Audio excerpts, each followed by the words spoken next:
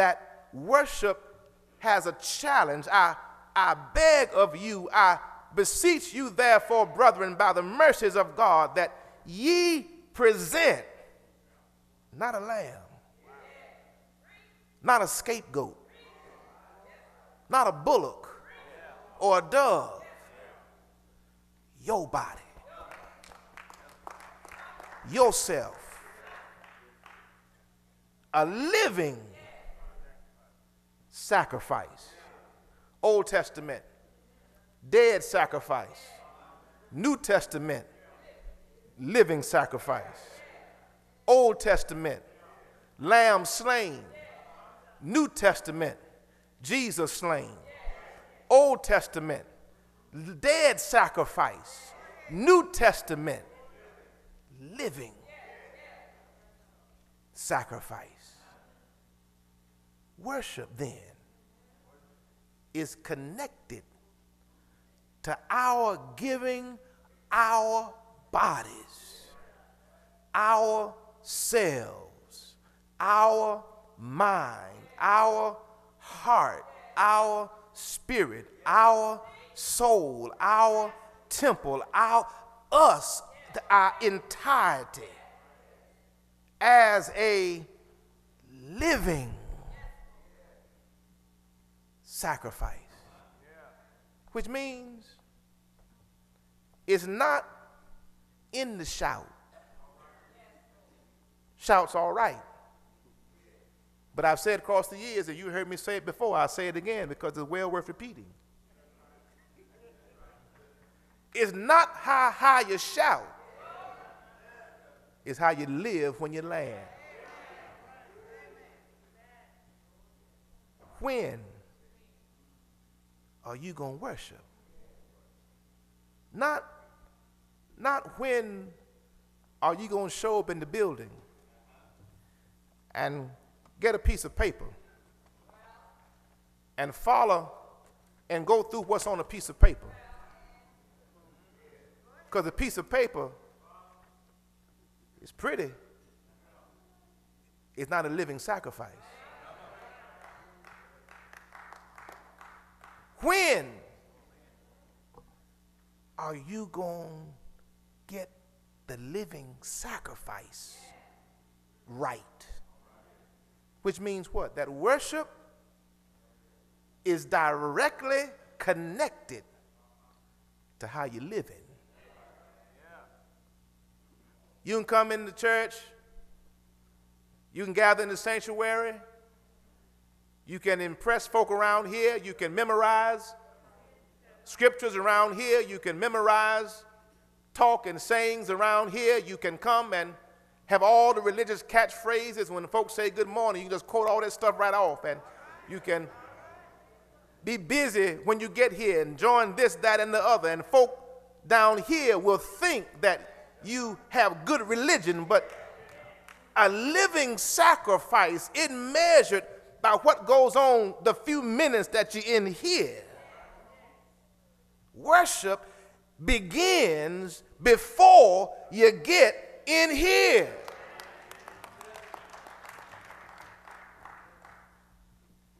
So when you going to worship? When are you going to clean up the mess that's in your life? When are you going behind the curtain where you have the dark side of your life hidden and covered up to the outside world, and remove and clean out the things that go on in your life that keep your prayers from getting through? When are we going to make a change in the way we live? That's worship. Shout if you please, it's all right with me. But it's how you live. Not how you live as described by what zip code your residence is in, and how many square feet it may have, and how many interior decorators you put on duty to come in and design and match everything up. Not how you're living like that, but how you're walking.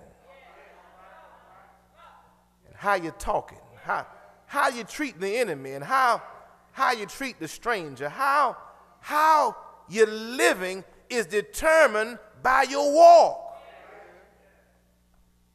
Our daily walk affects our daily worship. Our daily walk affects our daily relationship with God. Because it is possible to walk with your back toward God. It is possible to think that you got all the answers on your own and you got everything figured out all by yourself and you don't need a God, so you'll turn and you'll walk away from God. But when you're walking not away from God, but when you're walking with God. So worship takes place whenever you and God come together.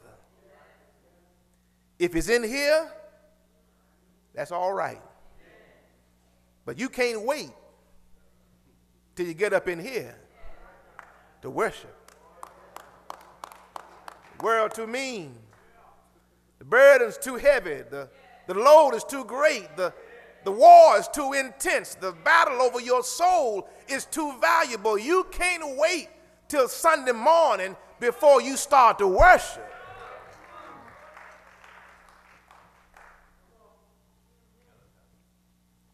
When you gonna walk with him all the way? When you gonna stay with him when loads get heavy? When are you gonna let your footsteps match your testimony? When are you gonna walk so that others can see Christ walking with you? When are you gonna worship? Whenever you and God finally get together, whenever you and God finally come into the same place, whenever you and God finally make contact, that's when worship starts. True worship is entering into the presence of God. My challenge for us, check your walk. How you walking? How you living? How are you and God? Have you walked with God lately? Have you talked with God lately? Have you spent time with God lately? Worship will bring a power in your soul that come what may. You can stand the storms that come on the journey. Worship will put a power in your soul that whatever tragedies hit your life, you'll be able to withstand those tragedies. Worship will put a power in your soul that whatever difficulties come upon your family, you'll be able to stand in the time of those difficulties. Worship will put a power in your soul. Hymn writer tried to give us a glimpse at the power that comes when you walk with God. I come to the garden alone while the dew is still on the roses, and the voice I hear falling on my ear, the Son of God discloses. He walks with me. That's what worship is all about. He speaks, and the sound of his voice is so sweet. The birds hush their singing. He speaks, and sickness leaves the body. He speaks, and sight comes back to the blind. He speaks, and deaf ears are open.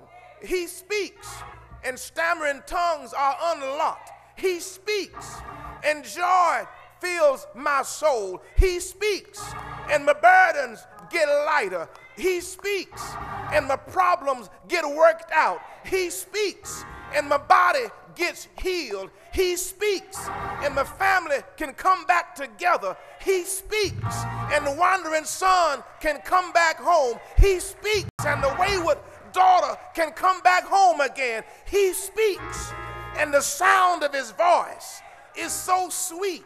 The birds hush their singing. He walks with me, and he talks with me.